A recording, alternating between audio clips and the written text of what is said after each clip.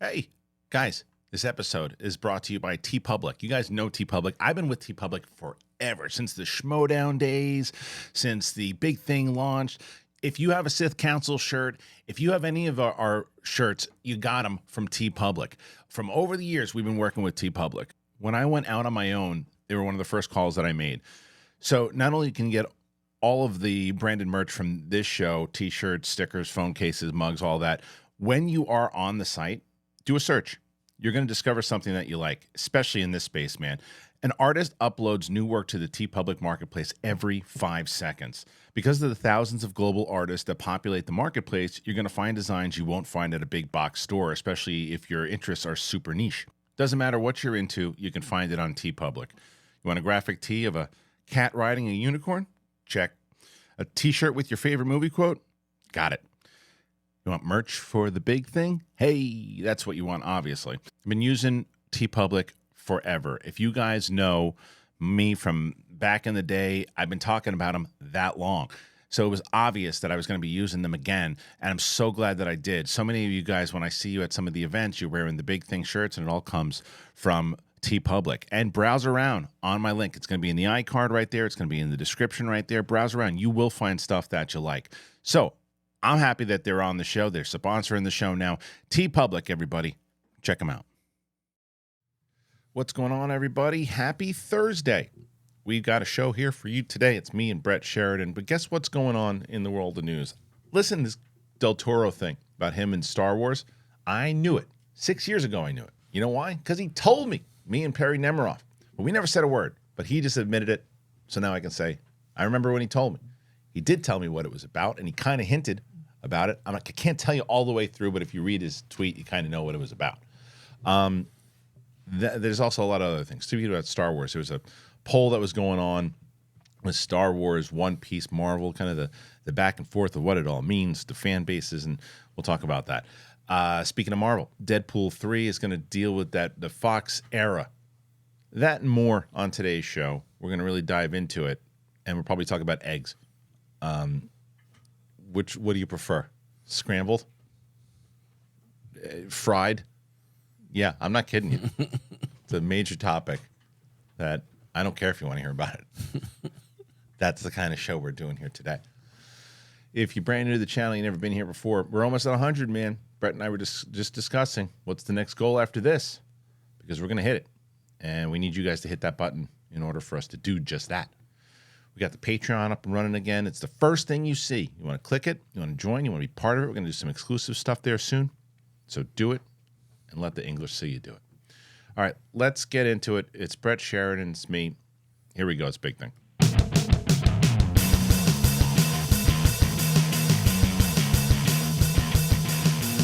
What's up, one and all? It's the big thing. I don't know if you're listening to us on the YouTubes, Apple Podcasts, Spotify, anywhere podcasts are found. I hope you're doing that. Where are you doing that? I'd like to think there's a family gathered around a radio, like an old-fashioned like Orson radio. Welles style? Yeah.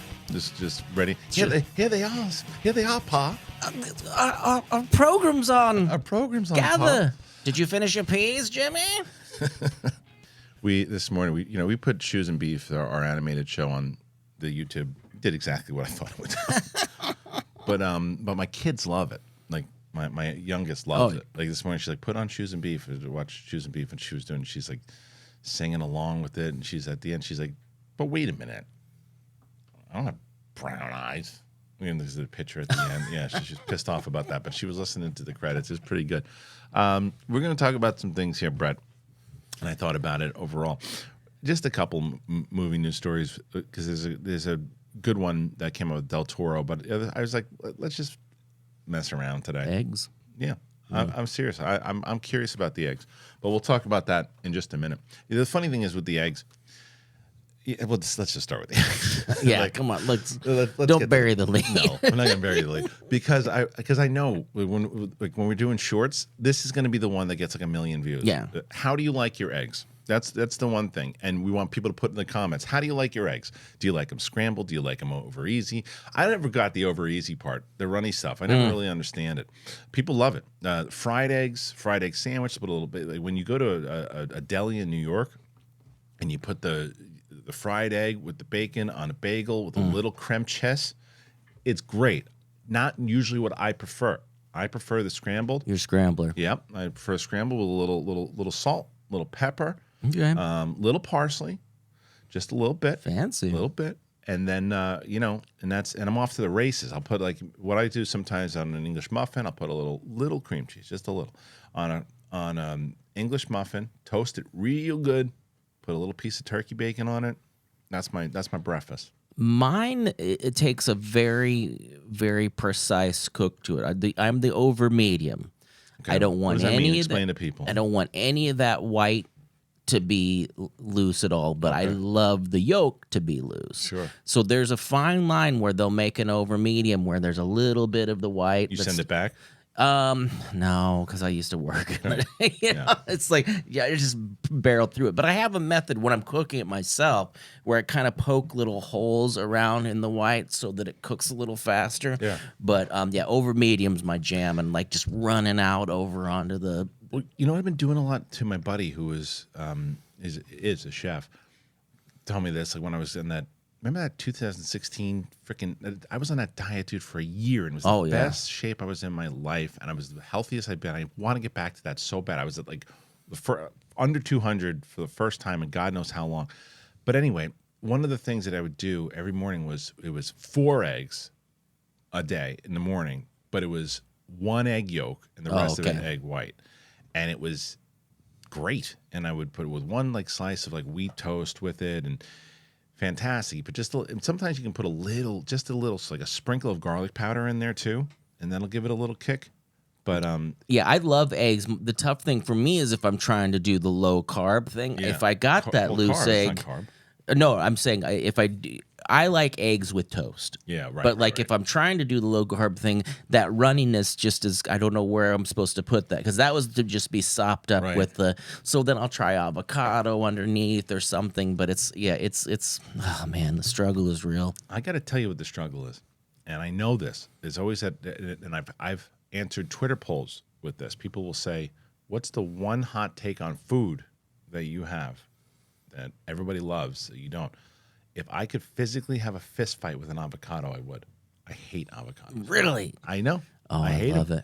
The only time I can get away with eating avocados and not worry about it is in like a piece of sushi or something. Okay. If it's in a piece of sushi, like a little, I'm like, okay, it doesn't bother me, and sometimes it adds to it. I don't like the texture. I don't know what it is. People, what about guacamole? Guacamole can go fuck itself. I'm not a guacamole. My kids, my wife, love the avocados. Love them. They love them. They love the avocados. I can't deal with it, Brett. I hate it. You love the avocados. Oh, I love it too. And it's one of the few green things that my children will eat. Yeah, very good for you. We call it just green dip since they were little. We don't call it guacamole because we wanted to take that away from the Latin people. No, we're making this a white dish now. Right. But yeah, love the guacamole. I haven't. There's your viral clip of the day. Yeah. Roka just tweeted out about it. He's pissed. But I've never done the thing where people do like avocado, because in a lot of countries avocado is considered a sweet item and not a savory item. So they make smoothies and things with it, and that I don't know, like a chocolate avocado shake. I don't know. Hey, look, there's stranger things. I'll tell you the other thing that's really stupid to this day, and I get it. You're not going to change it. It's just how it is. They should make a law. Tomato is a fruit. I know. Yeah. I know. People still don't realize it, but it's like it's not. But it is. It's like when you think, let me have a piece of fruit. You're not tearing into tomato. You're tearing into. It's like I get it where it grows and the definition of it. It's stupid. You put it in salad. But I mean, it's that's just so people can do actually moments. I'm actually. That's 100% right. It's a fruit. Yeah, that's 100%. Lonnie's been growing. For people who don't know, tell them who Lonnie is. Lonnie is my wife. My wife has been for the people at home. Has been growing tomatoes out on our porch. She got heirloom tomatoes I from. love me some heirloom. And I this whole thing where like the tomato doesn't taste as good as because it's been genetically modified or whatever. I've never been a big tomato person. I slice these up and put salt and pepper on them, and they're so good. Yeah. Grow your own food, people. Yeah, if you're able to do it, for sure. It's hard. Even if you're not able. Just do it. Just you plant them. You know what you do? Go to someone else's house. Yeah. Sneak into their backyard and start growing stuff in their garden, and then just show up and say, "What's happening?" I want to get my tomatoes. Oh, you're the one that's planting the tomatoes. Listen, and if you're driving an old car or something, get a new one. But this is how you do that as well too. If you're driving down the street and you realize that day that you want a new car, just get out. Just get out. Just get out of the car and walk. Leave it wherever you want. Yeah, you don't want that car. I had an experience this morning. I was walking the dog, and we were coming back across the street. And I live at residential street, and majority of wherever you live, the residential street, people love to go 100 miles an hour down the street. So I live close to a traffic light. And so here's I'm walking across the street with the dog, and I'm walking across the street, and this guy starts moving pretty fast. And I'm walking and right to my house, and he goes, and I was just over it. I go like this, Brett. But I'm not angry. I'm like ready to have a little convo. And he goes, I was going, and I'm like, you were going fast in a residential neighborhood as a kids, dogs, and he goes, I was going about 30. Whatever, too, and I'm going too fast. Yeah, where you are right now. I said, but you were even going a little faster than that. And he goes, but I give this guy props because he goes, all right, and he left, Good. But he didn't fight. He's like, all right. You got all the respect in the world for me. If you do that. Exactly. It's like we're all human. We all do stuff like that. It's people when they know they're in the wrong and they're going, come on. And then they realize later that they should be like, I could have handled it different. That guy handled it perfectly. And I just went and took off. What is it in the human psyche that makes us fight things when we know we're like, you've gotten in a road rage situation with somebody where you're like, yeah, I was in the fault. I was in the wrong. Right. Because it's like, it's dukes up. And it's mentally where you are that point of the day. I've been in a place where I've known I was in the wrong and I've gone, yeah, I know. No. Sorry. And then it's amazing. It's amazing that when you do that, most people will go because people are waiting for you to go after them. But if you do the sorry, they go, all right, because you're admitting fault. Well, good. Yeah, it's like there's some. I mean, it depends on what you do, but it's like you crossed over. I'm sorry, I didn't see it. Like I've been driving and I was whether I don't know what I remember there was one time I didn't see it. I was going to make like a right hand turn, and there was somebody about to cross, and they're like, "Hey!" And like, you almost hit me, and I go, "I didn't see you. I'm sorry." And they go, "Okay." Because you're not. People are always looking for some shit. They're always looking for some shit, and then when you realize, they're like, "Okay." You ever cut somebody off that you know? No. Or you ever like, or even like the one time that not necessarily that I knew, but like a famous person. Yeah. And I cut him off, and he fucking lost his mind. And I went, oh, that's the guy that fucks the pies in American Pie. It was Jason Biggs. One time I cut him off, and he was pissed, dude. And I was like, I didn't start yelling. I was like, hey, it's Jason Biggs. That was it. He's and like yelling at you. Hi, Jason Biggs. And then I actually met him briefly. Nicest guy in the world. Oh, I bet. But I wasn't gonna be like, hey, I cut you off once and you lost your fucking mind. I had an altercation with a woman who, like, I was kind of pulling up like this. You mean sex? Yeah, sex, sexual altercation. Arctic monkeys. We fucked in the Arctic. I'm like waiting for the spot, and she like drove around me and pulled into the spot like she had been waiting before, and I let out some expletives, some of them starting with B and C. And, I'm going crazy on this woman. And kids kindergarten teacher. I get into it was a party for my commercial agent. And sure enough, she was one of the clients. And did she recognize you? I don't know. I think she did, but we kind of avoided each other. But it was just like, oopsie. That's yeah. But I mean, like, I'm here, and she pulled around. You always got to be careful Yeah. if you're on your way to an appointment and you're pulling in somewhere and you haven't met somebody. Yeah. You never know if they're going to be in that meeting. You just got to be. It's true. It's the emotion of it, and like the again, humans are always looking for a scrap. How do you think the aliens? Yeah, well, the aliens are gonna. That's the problem. The problem is that everybody's gonna be like freaking out that there's an alien and they're gonna want to scrap. Yeah, the problem is I think that lady probably was an alien. Yeah, they're all here.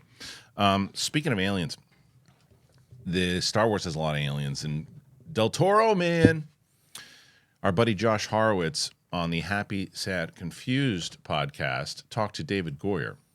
All right, so this report comes from Dark Horizons. Man of Steel and Batman Begins scribe David Goyer has revealed that at one time he was writing a Star Wars film that would have been directed by Guillermo del Toro.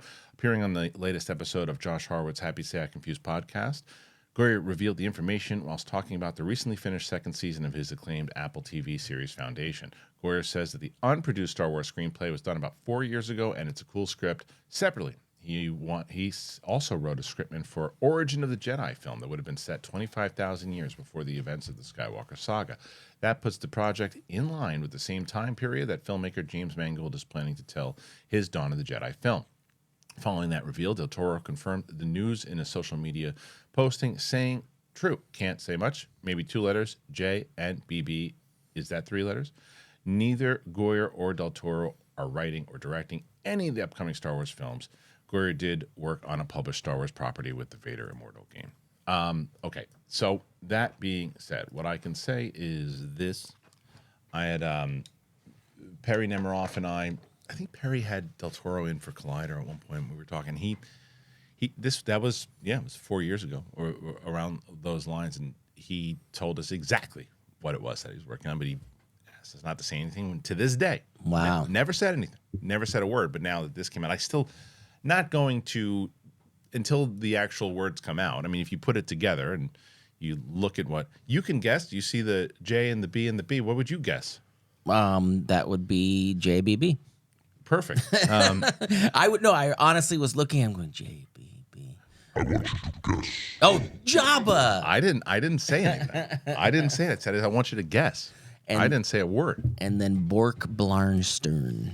Yeah, I didn't say anything. All I said was guess. Jabba. That's what you guessed. Oh, BB. I get it. That's what you guessed. But nonetheless, David Goyer, who worked on the Vader Immortal stuff and worked on these other things, and him talking about that. The other point of it is they've been sniffing around that way before Origin thing for a long time now. Now, Goyer was working on something. Benioff and Weiss were apparently working in that time period, and now you got Mangold working in that time period. It seems like they've been wanting to do that for quite a while. But I'll tell you, I'm a big Del Toro fan, by the way. I mean, as a human being, you cannot meet a sweeter individual who legit cares about his work, cares about the people around him. It remembers you. Like what a sweetheart of a human he is. He really is. And I loved Pinocchio. Did you watch Pinocchio? No, I haven't. Oh, dude, it was fantastic. I loved Pinocchio. Now when I say this, I feel similar to him the way that I do about Taika Waititi, and I'll explain. Taika's movies outside of, even his big budget, there's a lot of big budget stuff of Taika's that I do like, but when it's Taika all in, right? And he's writing everything, it's a very specific, it's Taika's movies. I didn't like Thor: Love and Thunder. Now, with Del Toro, if you're giving him a movie, like a big budget act, it becomes a Del Toro movie. I like when he does his own thing, like a Pinocchio, those types of things, because the big budgets, I mean, he did Hellboy, and he was great on Hellboy. And the one that I love, my favorite movie of his is, oh my God. Oh, it's driving me nuts. The Pan's Labyrinth. Oh, I was going to say Pan's Labyrinth, but I didn't think that was what Jim... I just couldn't get there. Pan's Labyrinth is my favorite Del Toro movie, hands down. And that type of stuff, original thing, or I don't even necessarily know where it comes from, but he put it into the forefront. It wasn't like a recognizable IP that everybody knew. Star Wars under Del Toro would have made me nervous. What did you guess it was? His movie, Star Wars movie? Oh, Jabba the Hutt. Let's say hypothetically that's what it was. That would make me I also don't think you need it, because unless they were going to do it along the lines of what they were going to do with when they pitched the Boba Fett series. When you saw that trailer and you heard Jon Favreau, he was talking about Godfather in the Star Wars world and Sopranos in the Star Wars world. I do feel that out of the two of them, Del Toro probably would have delivered on that more. You probably would have got a darker Star Wars, and maybe... Oh, definitely darker. Yeah. Maybe that's why they kind of pulled back from it. Maybe it was too dark. I don't know. That I have no idea, and I don't even know if that was necessarily the one they were talking about. I want to see like a little baby Jabba, and he was nice to begin with, and then he got picked up on a lot, and then he became Jabba. That's probably what they would have done.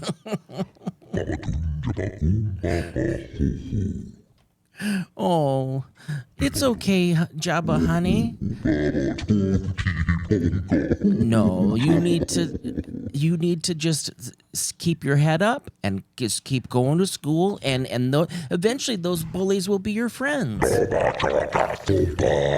All right, I won't pack Uncrustables anymore. only little three-legged frogs. Is that what he eats? Or no, they're... Perfect. Anyway, so yeah, and then Goyer and him involved. I don't know. Who knows? Like, right? That's very, very. The landscape changed dramatically in 4 years. And look, it was even before that when we had an opportunity to talk to him. It was easily probably 5 years. Yeah. But like going into that. Or maybe they were kind of developing it more so, but the landscape has changed dramatically from Rise of Skywalker coming out to they still haven't had a movie come out since. Isn't that crazy? Mike and I were talking about this on. There hasn't been one Star Wars movie since Rise of Skywalker. Oh, that's right. It's nuts. And then they've had all these different shows, and now Ahsoka is the talk of the town right now. But yeah, man, it's pretty crazy to think that all these different actors and directors and writers that were attached to it. I think, like I said, I would much rather see Del Toro do. I like when he does his own thing. Yeah, it just he's just such a visionary. He's a guy that I want. And the other thing with him, like Pacific Rim, fun movies, way too expensive, like way too expensive. My man likes to spend, and he likes to, and it looks great when he does. But when he's got the money, he doesn't. That's the thing with him. You give him $20 million, you give him $5 million, he's going to make you the best piece of art you've ever seen with detailed characters and all that. But if you're gonna say you're hiring him on for a big studio budget, he's gonna go, okay, well then I want you to give me this, this, and this, and then next thing you know, like Pacific Rim, I want to see how much that movie cost. The first movie, how much was that budget? Yep. While you're looking it up, I think that it would have been an interesting Star Wars film, and people would have been like, it was too Del Toro-y. It didn't fit the Star Wars lore or whatever. So I don't think Jabba needed to have sticks growing out of his hands. Just something like that. I think they're both around 150, 200. Now today's standards, for that movie, 150 at that time I think is way too high. Today you'd probably 150. It's not that bad. You know, if you're doing a Marvel movie for 150, okay. If you're doing look, Blue Beetle was 120. But we're also in 2023 as opposed to like 2015 or 2016, whenever that movie came out. So who knows what he'd spend today? I thought 150 back then was too much. But either way, I think this is a good thing that it never happened. As cool as it would have been to see him do Star Wars. He needs to be doing his own thing the way that he's doing it, because he's the best. That Pinocchio movie was awesome. You should see it. Yeah. It's awesome. All right, speaking of Star Wars, speaking of Marvel, speaking of all that stuff, I do have this to tell you guys that I thought was interesting. All right, Star Wars, Marvel, One Piece, top fan studies. This is Dark Horizons by the G-Man. Star Wars has beaten out Marvel in a major new survey of US and UK entertainment fans by Data Film Fandom, which owns outlets like GameSpot, Metacritic, TV Guide, Screen Junkies, and more. Interesting. Their Inside Fandom study surveyed 5,000 fans along with their own first-party day from this year, which assesses the impact of franchises in entertainment gaming. The result is a list of 25 franchises across film, TV, and gaming that The result is a list of 25 franchises across film, TV, and gaming that shows a distinct preference for established universes, as 72% of respondees are more likely to try out a franchise extension than a brand new IP. The list sees Star Wars on top with a perfect score of 100. My man G-Man loves whilst. Whilst? What is that word? Whilst. Whilst The Witcher and The Walking Dead are tied at the bottom of this top 25 at 48. Marvel was second with 87. Anime and now live-action franchise One Piece came in third with 72. Game series The Elder Scrolls was fourth. Harry Potter was fifth. Barbie was sixth. Yellowstone was seventh. The Last of Us was eighth. Fallout and Disney tied for ninth with 62. The main rivals of the two top brands, Star Trek and DC, were down in the 19th and 17th place. Yada, yada, yada. Okay, this is also, there's a lot of things here. The first part of this is that it was only 5,000 people. I mean, when you say 5,000 people, if you and I were going to do an event, we're like, well, we got 5,000 people. Yeah. A lot of people. But when you're polling people to say, like, okay, what's the top brand in charge right now? And you only get 5,000 people, where are you interviewing those people? Where are you getting those people from? Or, that's part one. Mall of America. Maybe. Part two is that we're in Ahsoka is on the air right now. Marvel's been in a bit of a downslide the last couple of things that they've done. They're coming off of a disappointing Secret Invasion series. So it's a little bit of a loaded question, right? Same thing with Harry Potter. Harry Potter hasn't really had much. They had Fantastic Beasts, and even though the video game just came out, tough to say. And then the third One Piece ranks as high as it did at number 3 because it's like one of the most popular shows on television right now. So it's a little loaded at the moment, because if you ask this question in 2019, Marvel buries Star Wars. I mean, it buries it because of Endgame and everything else too. So, and the question is how many people? I'd love to see how many people. I want to do something on the YouTube channel and just a poll on the YouTube channel, because normally we can get like anywhere between 3,000 to 6,000 votes there. I'll put those. I'm going to say there was a study that came out, and these were the top 3. Which is your preference out of these top 3? And I bet you that it's a different result from the one if it goes over 5,000. I agree. That's 5,000 is a small test. That's like whenever we take the kids to the doctor, the pediatrician would say, like, well, they're in the 90th percentile according to 100 kids in Iowa. Right. They're testing just a few kids, and that's what I mean. It's like who is it? Who's polling and who's doing that? I don't. Well, yeah, it's a plane. What the heck? A plane? Well, no, I thought it was that coming on, and then didn't, and it was just very. I didn't know you had planes that loud here. We've got it by our house like crazy. But... Oh yeah, I'm sure. I mean, that's why I'm saying you probably like have. It's just you wake up. I'm coming in, Sarge. It's like airplane. Yeah. Anyway, what do you guys? You can let me know in the comments. Come on. Out of those, come on. What are you doing? You're sitting around just listening. I know you chimed in about the eggs. Yeah. If you didn't, that should be the first thing. By the way, if the first thing that you didn't comment on in this video today was how you like your eggs, then you failed yourself, because that's all I want to see. Oh. I don't care. Listen, I don't care if it's one comment that just says scrambled. Yeah. Over easy. I want this to be just to show that just to prove. Brett and I do shows, and we do shows. I've had people on. I've had Diego Luna on this show. I've had people, and it does, what is it, 200, 300, 400 comments. I bet you if I ask everybody to comment what fucking eggs they like, we're going to get to 1,000 comments. So I don't care if it's fried. I don't care if it's scrambled. I don't care. Even if it's poached. Yeah. Those poached. Yeah, right. Ugh. I don't care if you crack an egg on your face and it drips into the side of your mouth. I want you to tell it. Even though we've talked about Del Toro possibly doing Star Wars, even though we've talked about this poll, I don't give a shit if you put that's what you want to talk about. If you do, great. I welcome it. Get those eggs out there, baby. Get the eggs. And I'll tell you what, and it's not a bad habit, because there are a lot of bad habits out there. And if you want to break a bad habit with a good habit, let me tell you about Fume. All right, guys. This episode is sponsored by Fume. Bad habits, man. A lot of people have bad habits, and bad habits can really kick your ass, and they can mess with your health. They really can set you back.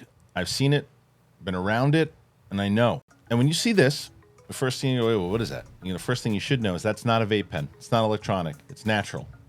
That's why I'm on board in the first place. What is it then? It's a device. And it helps you quit nasty habits. And that's why I was on board right away when they reached out. At first, I'm not gonna lie, I was skeptical. I didn't know. I was like, I don't know, that's not really my thing. It's like, wait a minute. You're not breathing in nasty chemicals with this. And what it is, it's it's just fresh air. It's natural air. It is flavored air. That's it. You heard me. Air. And it flavors it. It is a great way to replace nasty habits. There is no nasty chemicals, none of the stuff that creates bad habits. And that to me was like, oh, wait a minute. So you can actually turn a bad habit and you just make it a good habit because it ain't messing you up and it ain't hurting you. Because I said, wait a minute, flavored air? And I said, it just feels fresh. They sent me one of them. And I said, okay, great, cool. It's pretty well weighted. It's perfectly balanced and it's very easy to fidget with. Stopping is something that everybody puts off because it is hard. But if you switch to Fume, it is easy and it's enjoyable and it's fun. Fume has served over 100,000 customers and has had thousands of success stories, and there's no reason that can't be you. Join Fume in accelerating humanity's breakup from destructive habits by picking up the Journey Pack today. Head to tryfume.com and use that code BIGTHING. You can get 10% off when you get the Journey Pack today. That's tryfume.com. Use that code BIGTHING to save an additional 10% off your order today. All right. Thank you to our friends over at Fume. I really like what they're doing over there. I think it's a great way to beat those bad habits, baby. So moving on over, there is other stuff that we can talk about here. Brett Magoo. Boom. Is that what they used to call you in high school? Oh, De La Rue. Oh, De La Rue. No. That's what it was. Sorry. How's everything else going with what's the latest? Do you get into any scraps? I'm always a little scrappy. You scrapping? No, I've been all right. I think I was telling you beforehand, I was driving with the boy.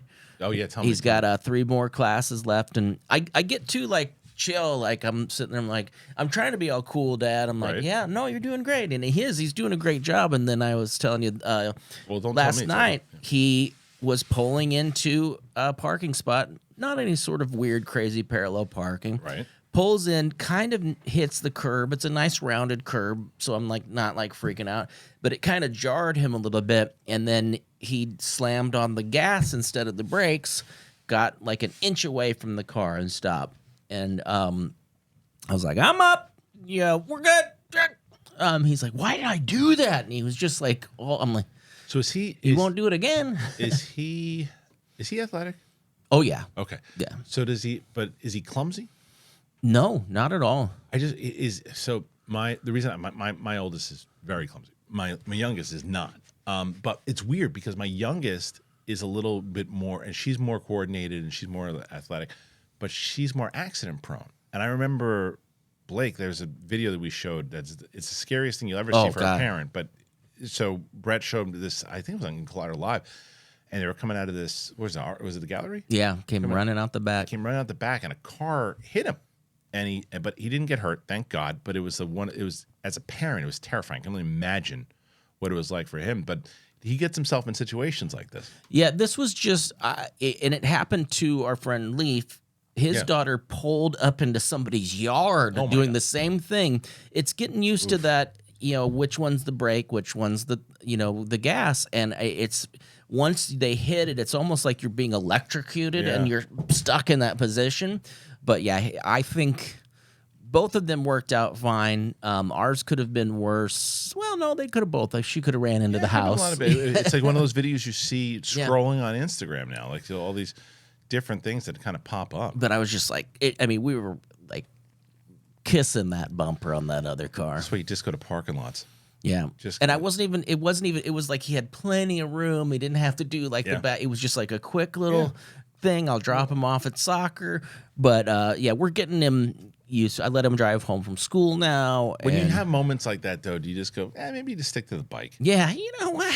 Just Yeah, I gotta be like, oh, shit happens, you know, Right. but you'll not do that again, right, So. and but it's like terrifying inside your head. Oh You're yeah, like, you're just like, oh right. yeah, we almost destroyed the back of that car. Do we even have the permit with us? What would have happened? Do I And then call he's the yeah, and then he's out by himself driving. You're like, Dad, good news, bad news. Yeah, The good news is that I hit something, but it wasn't human. Yeah. The bad news is I killed 4 cats. yeah. Ran them right over, and they were sleeping. And it's like, how'd you get them?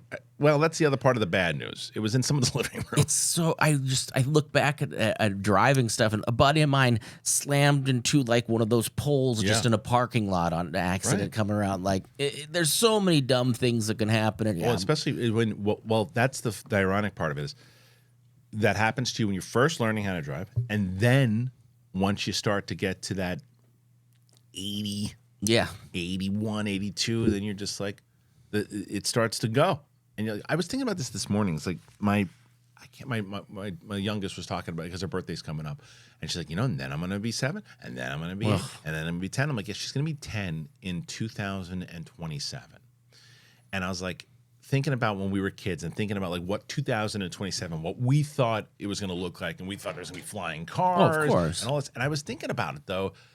Even though, if you looked at if you went back to like 1985 and you're like, what's 2023 going to look like? And you're like, well, we're going to have these things that you can talk to everybody with on your phone. I have a video that I could send to you. I can talk to you through video. I can talk to you if I went to China. I can talk to you and it would be fine. I have a thing. We have this thing called, there's AI now. Yeah. You can do pictures and you can make, and they'd be like, whoa, that sounds like a crazy future. But because it's just like, look, by the way, and they're working on cars that are driving themselves too. Yeah. And right now, a lot of the cars are crashing into shit and all that. Of course, somebody got killed. Tons of people. But it's like, but the thing is, and it's not to devalue anybody that's been hurt or killed or anything too, but you got to break some eggs when it comes to a lot of stuff. And there's going to be setbacks and there's going to be these other things, but cars will be driving themselves. There's something I saw. They already have been working on a flying car. Did you see that? No, Dude, they're working on a flying car. This one, it's not even close to around. That's when everything blows up. Yeah, exactly. And I think we'd have flying cars by now if it weren't for these. I think this has slowed down any sort of creativity in people's minds. And also it's like, oh yeah, and I could video somebody in China. Do you? No, we don't. We don't use the video. But that's what I'm worried about, though, with flying cars, right? You're flying a car. You're on your phone. Yeah. But if you get to a place, and this is the same thing where I was talking about, like when we talked about it on that show, the infamous show last week, with the simulation theory, right? Mm-hmm. What the hell is tech going to look like? What is all this stuff going to look like in 200 years from now? Yeah. If the human race is still around 200 years from now, like what is that going to look like? If you're able to do all this shit, like if you're able to put like virtual reality on your head right now, not be fooled. By the way, speaking of virtual reality, I don't know if you guys have noticed this, but each video, this is something that YouTube's been doing, and I realized that recently, when you start the video, I don't know how long it lasts throughout the video, but it says search products, look at products that pop up. For a long time, and I use my it used to be called Oculus, now it's Meta, whatever. The virtual reality, I use it for working out, I use it for all these different things, and I love it. I use it every single day. I love it. And for a long time, people are like, well, why don't you get a sponsor? I'm like, ain't that easy. You just go get them for a sponsor. Like, well, because of you, I went out and I got it. Well, the good news for me and good news for you is that when you search those products now, if you get any of those products that are out there, the channel will benefit from it. And it's stuff that you want to, there's like PlayStations in there. There's like all these different things. If you get any of those products that are in there, the channel benefits from it. So if you want to, and you're able to, check it out. It's if you like, it's like sneakers and shit. I put a whole bunch of, you can put like 25, That's cool. you can put like 25, 30 products in there when you start. And it's like, I just put stuff in there that I think people will like. So if you see that, when you see that on videos, if you see products, know that that's kind of what that is. Because I don't think they explain it very well. But either way, like with virtual reality and the way that it looks now, it's like Atari in like 1984. Oh yeah, of course. You know what I mean? Like what that's going to I look don't like in know. 200 years? Flying cars to me still seem way off because we Sure. we still. I mean, like we still haven't. People can't even figure out blinkers, Yeah, you know, right. yet, and like which is what my son's realizing. He's like, nobody puts their damn blinkers on. I'm like, Yeah. you just have to assume that person's gonna try to pull in front of you, and then you got to navigate. I it. told my daughter this already. She's 5 years away. God, I can't believe she's 5 years away from driving, which is scary. But she's 5 years away from driving, and I told her. I'm telling her now. I'm like, always assume that the person in front of you is a bad driver. Yeah. Because you cannot, like, when I drive, dude, like I'm always looking on corners, like, Oh, you've way got to ahead of me. scan. Way ahead of me. I'm looking because I don't trust anyone. Because a lot of times people, when they walk in the crosswalks, like, well, this is this magical line. It's safe. I'm okay. Assume that everyone is going to run you over. Always be looking around. Always, like, people who walk across the thing, like, well, it's the crossway. I'm in the right way. That's not untrue, but why do you trust people?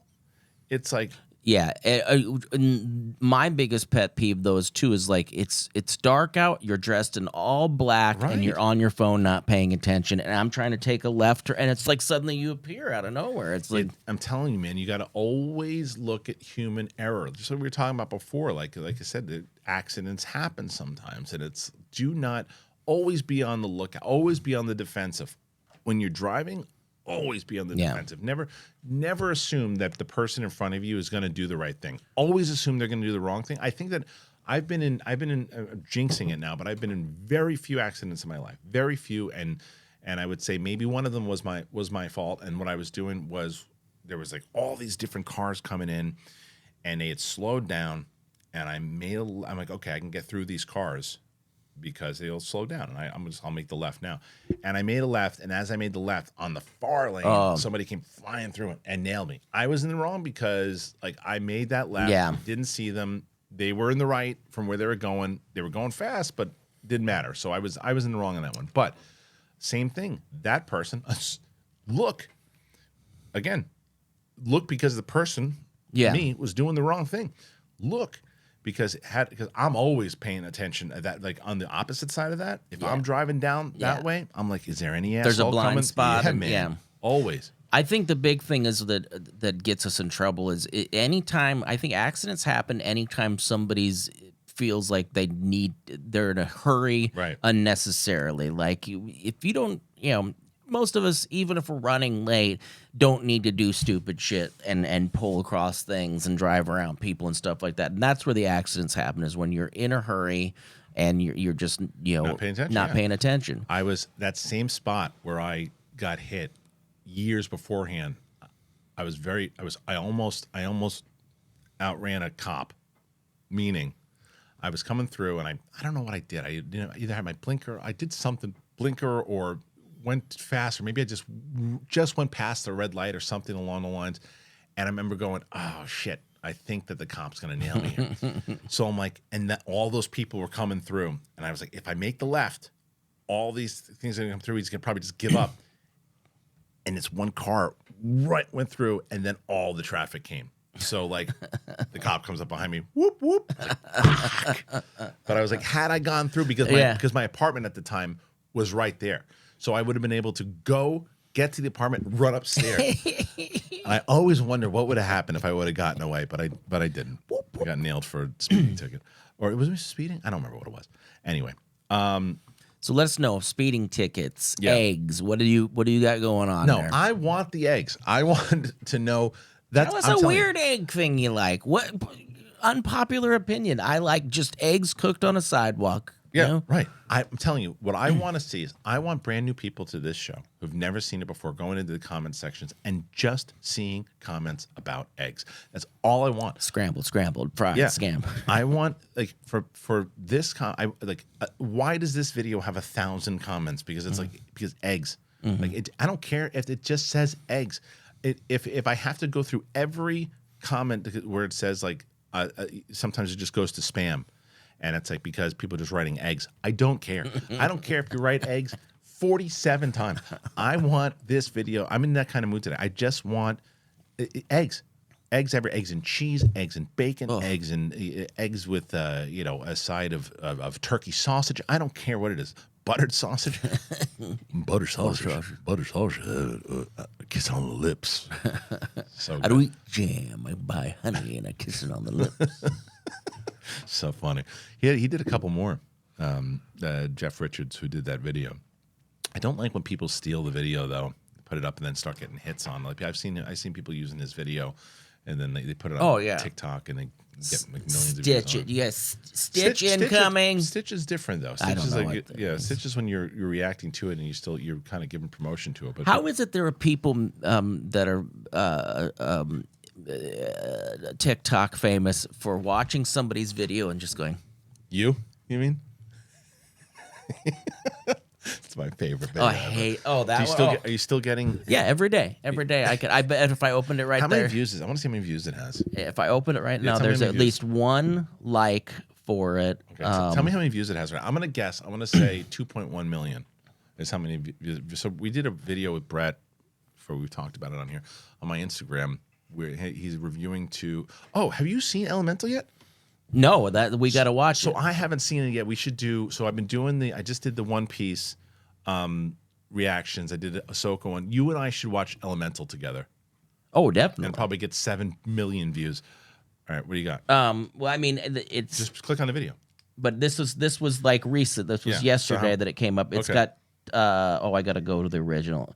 2.5 million. 2.5 million, okay. And 224 likes. Okay. 253 comments, and 1,674 forwarding. Or do you understand how much it would make my day if you were walking in the mall with your family and someone came up to you and said, "You're the guy that looked at the Elemental movie," and this said "looked at"? Yeah, you're just the guy that looked at the Elemental movie. This was the most do reaction. Do the thing. Yeah. Do the thing. Huh. There it is. There it is. He did it. He did the He did the thing. All right, we're going to talk about Deadpool in just a second, but I do want to tell you guys about 2 more wonderful sponsors that we have, both Athletic Greens, AG1, and RUMPL. I love RUMPL blankets. Let's talk about them both. Here you go. I get to talk about RUMPL again. You guys know I love talking about RUMPL. RUMPL was like Christmas for me the second they sent it. Why is RUMPL so special? Well, they're on a mission to introduce the world to better blankets, and they've done it. They're made with a durable, sustainable material, and they're built to last. They have so many great things about them. They are built to endure the elements. The blankets are made with durable materials that repel spills, sand, stains, odor, no matter where you bring it. If it gets dirty, you throw it in the washing machine. The original puffy blanket is RUMPL's #1 bestseller with over 1 million sold. I have one of these things, and I swear by it. With over 135 unique designs, there's a blanket for everyone. Now, RUMPL blankets are not just for the outdoors. They're perfect for, you can watch a movie on the couch, kick back in bed, or bring with you to your local theater. I have a bunch of different ones. I have one that I take with me when I'm out to watch my daughter's soccer game, or if we're going to the park and having a picnic. But I also have one that I mentioned. I curled up on the couch, fell asleep with it because it's so comfortable. People are always fighting for these things in my house. I got to get more. RUMPL also has a huge selection of indoor styles. They have the cozy hemp, they have the fleece, they have the Sherpa, all of it with responsibly sourced materials that they're made from. Super cozy, perfect. For my listeners, go to rumpl.com/thebigthing and use code THEBIGTHING at checkout and get 10% off your first order.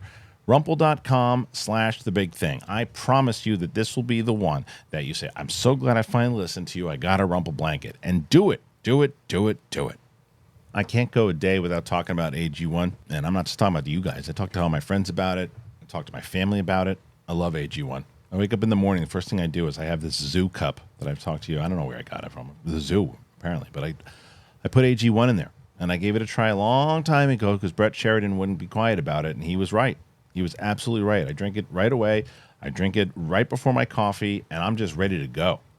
I just know that when I'm taking it, I'm like this, it feels good.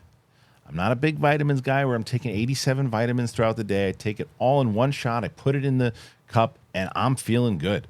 I sweep the floor, and then I take the AG1. My sleep quality is doing good because of AG1. Since I've been drinking it, I really have noticed an overall just kind of like a new pep in my step. And why do you want to take a bunch of different things where you can just take one scoop of powder, put it in water once a day? That's it. AG1 was designed with ease in mind so you can live healthier and better without having to complicate your routine. I mean, you guys know this. At this point, if you've been listening to my show, everybody knows that we have AG1 in the back of the.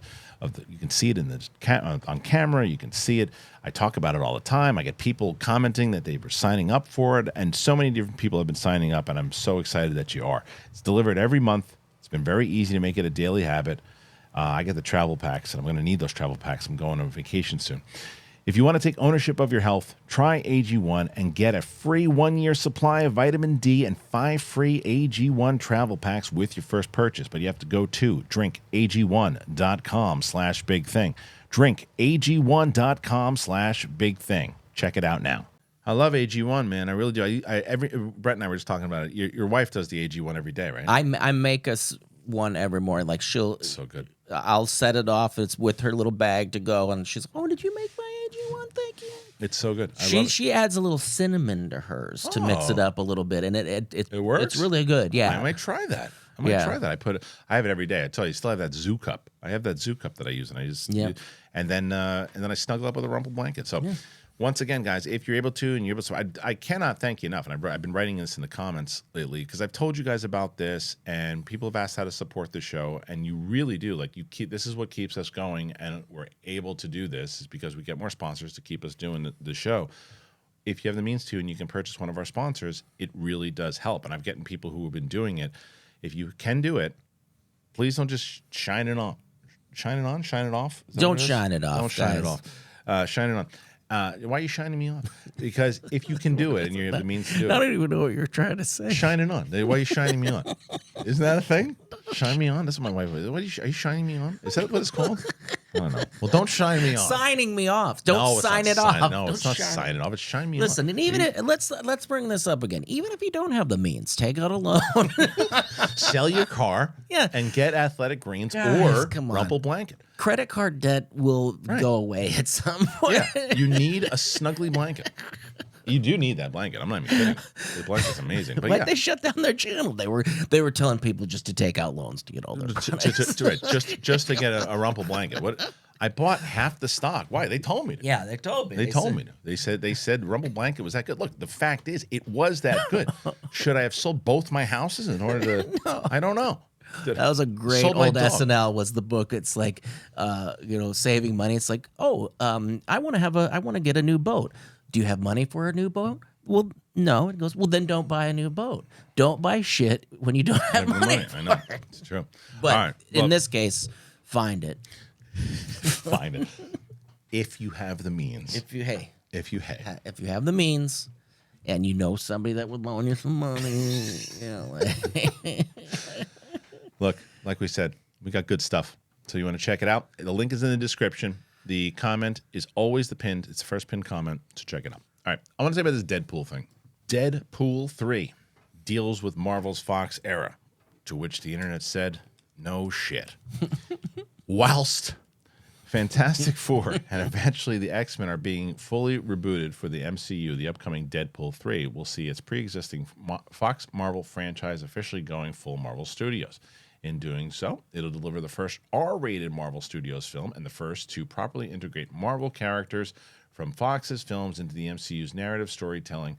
Patrick Stewart's Doctor Strange sequel cameo is too short to count. Production was underway for months in England until the actor strike saw the Sean Levy-directed film having to hit pause whilst the labor dispute is ongoing. He loves whilst.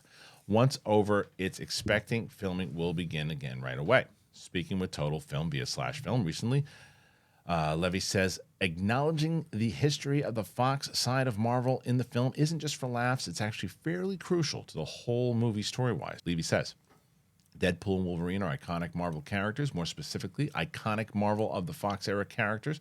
We're not going to pretend. We snap our fingers and suddenly that Fox legacy doesn't exist, and it shaped a lot of what we know as the MCU.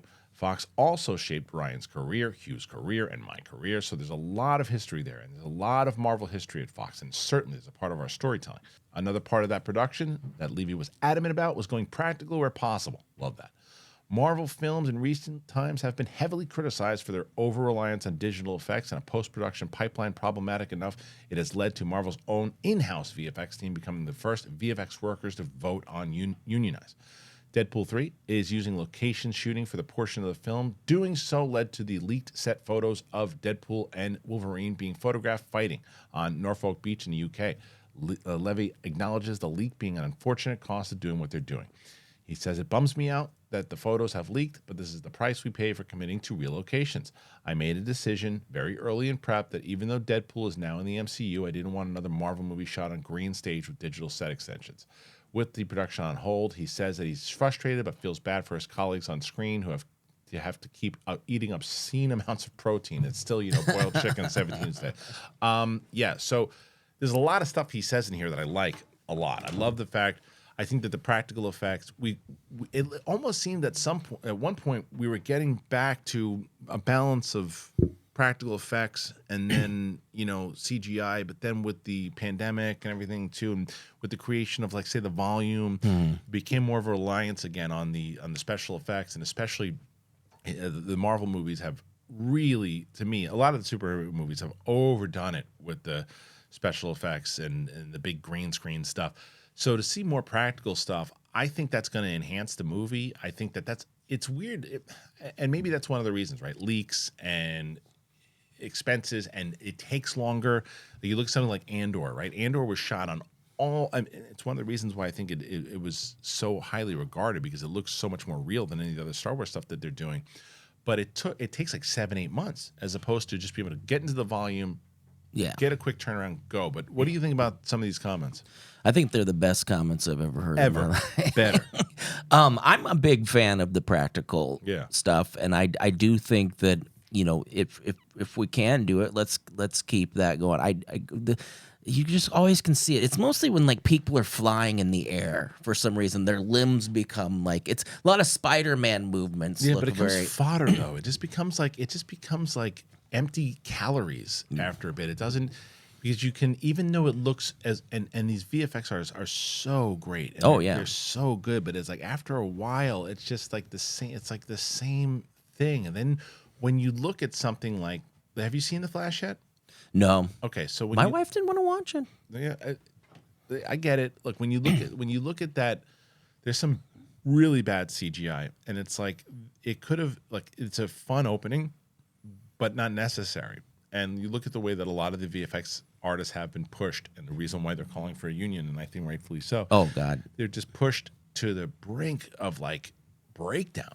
And I mean, I don't know how much you get from, I get my news from TikTok. Yeah, right. But I've seen that. Where they're saying that, like, they're all, like, vying for the same job, and they'll take this guy that's cheaper and maybe not look as good or something. And they don't give a shit. They don't care. They don't care as long as you can get it out there but I think that is going to change now, because I think that from what you said, and I saw that same video, and it's factual. Like, the studios would say, all right, which VFX house can do this in the turnaround that we can? We have all of our shots done. We know everything we need to do. The audience is the numbers have proven that we're in a superhero kind of uptick now. Everybody's buying tickets anyway. It doesn't really matter how great it looks. Just get it out and get it done. The audience is finally going, nah, I'm good. I don't want to see that. I'm not going to check that out. And then they've also said, like, in like The Flash, right? That looks terrible. And as much as I love Andy Muschietti, his comment of saying, "Oh yeah, it was intended," horrible comment. And if it was intended, horrible decision.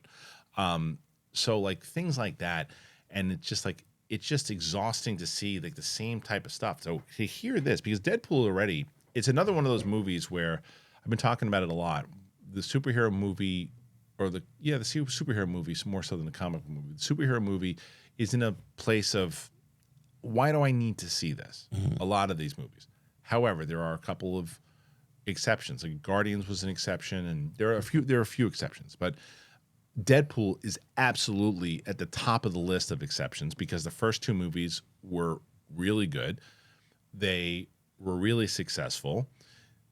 It's going to be the first rated R MCU movie, and it also it seems to have the most relevance into any of this multiverse stuff. So it is probably going to be one of the most successful new MCU movies.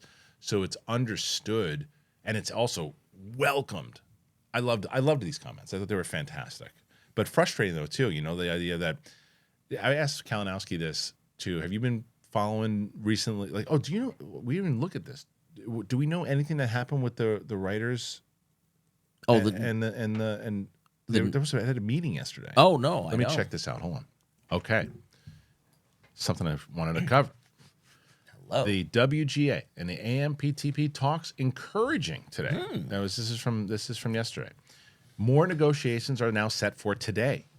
Interesting. This might be something really good. Exclusive updated with a statement. The Writers Guild and studios and streamers are set to meet again today for further talks on a new contract for scribes. After a long CEO attended session yesterday that one insider described as very encouraging, the WGA and AMPTP will return to the latter Sherman Oaks offices on September 21st, with Netflix's top brass in the room joining AMPTP president. Just call it something else. It's too many letters. Carolyn Labardini and WGA chief negotiator Ellen Stutzman and others, they sit down, and there was an incredible progress, a source close to the event say. This is from Deadline, by the way. Unsurprisingly, neither the WGA nor the AMPTPRSLMQWXYZ responded to requests for a comment on Wednesday's bargaining or future talks. If either side does have a statement, this post will be updated. It was updated at 5 o'clock yesterday. The WGA and the longest letters in history met for a bargaining today and will meet again tomorrow. The parties sent in a joint statement this afternoon. At least some, if not all, of Sarandos, Iger, Langley, Zasloff will be a part of tomorrow's negotiations, we hear, with the CEO gang of 4 in attendance and more talks on the books. The current state of affairs is a far cry where things were just a week ago. As of last week, the AMPCARSQLPWXYZ was insisting that the WGA hadn't formally responded to its August 11th proposal, which the studios and streamers made public on August 22nd. The WGA has long said it did respond, yada, yada, yada, yada. All right, that's enough for me to say that's encouraging. Yeah. I wonder, I mean, by the time that this episode comes out today, we might have more news. This, to me, is the studios going, we've got to end this now.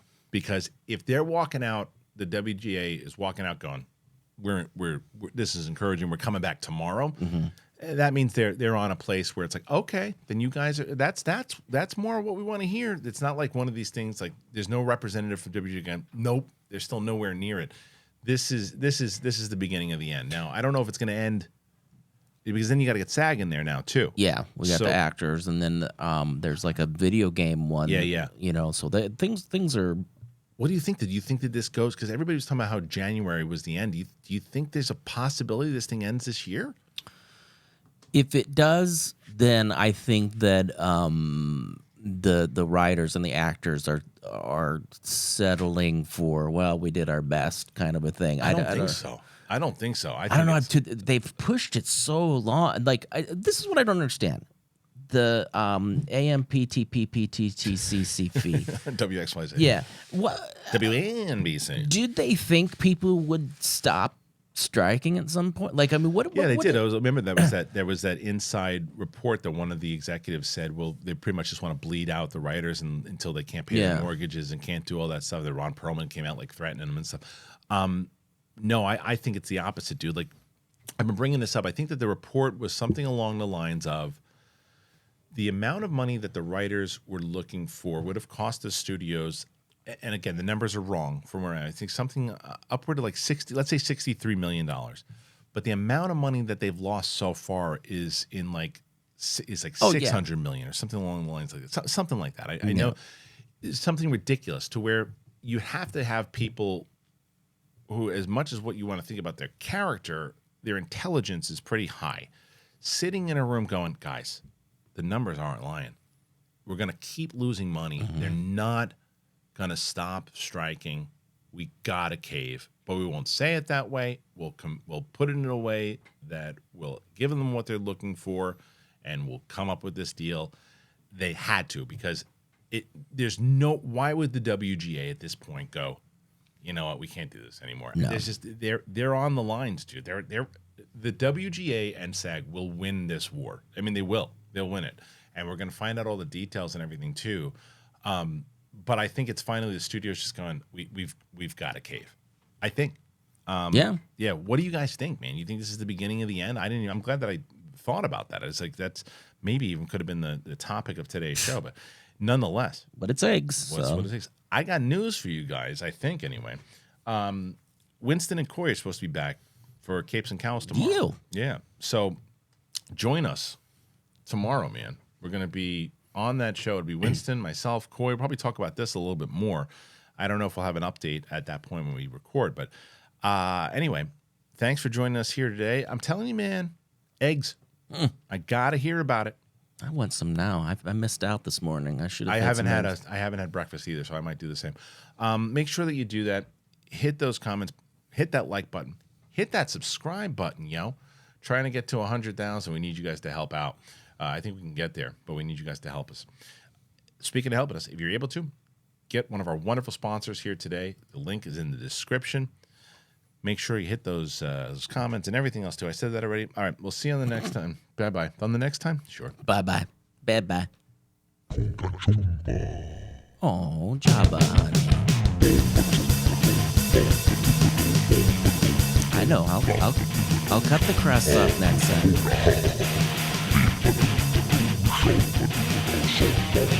Jabba, are these your poopy undies? And